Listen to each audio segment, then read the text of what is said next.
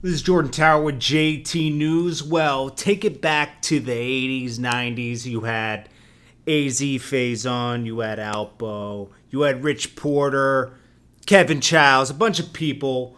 This was the crack era. Everybody was making a lot of money. If you watched Paid in Full, you've seen how it was, okay? And, it's an interesting time. But Kevin Chiles, who I respect, because he's Don Diva magazine, and he turned his life around, came out of jail, turned his life around, and had a successful magazine, and he seems like a stand-up guy.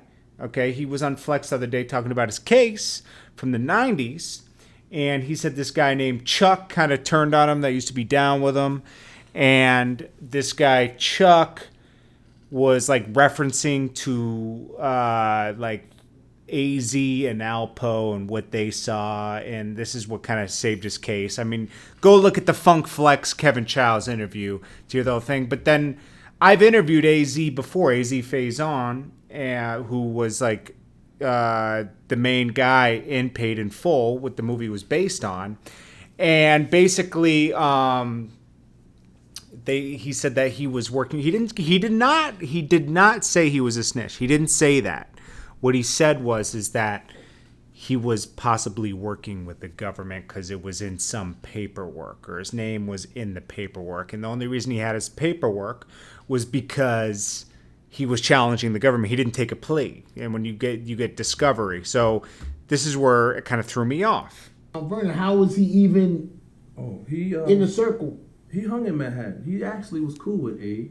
Mm-hmm. He was cool with Poe. Where was AZ in all of this? Looking back on it, I guess helping them. Helping them? When you say them, you mean the government. He was helping the government. Yeah, that's the way it appears in my paperwork. Okay, so AZ has since taken to his Facebook, as you see on the screen, and basically challenged this paperwork. He said, "Real talk." Kevin Chiles. Oh, wait, let me see. Let me bring it up so I can read it verbatim. He said, "Real talk. Here is the dick rider who put Kevin Chiles away.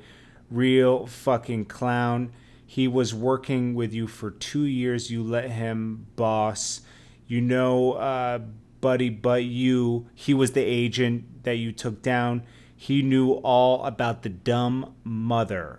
It's like, I don't. AZ was probably pissed off when he wrote this.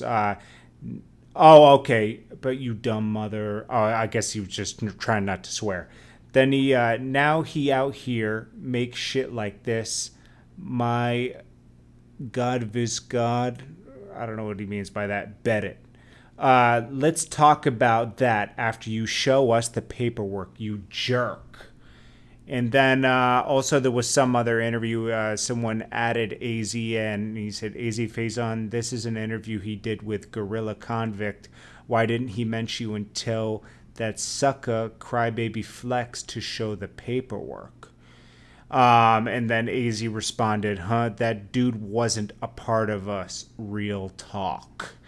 So, this is gonna, now he's got to kind of show that paperwork because, AZ's credibility is on the line with this. Now, I'm not really taking everybody's word for what it is, especially nowadays in 2017. I'm not saying no disrespect to anybody that's saying anything. It's just that you kind of need proof nowadays.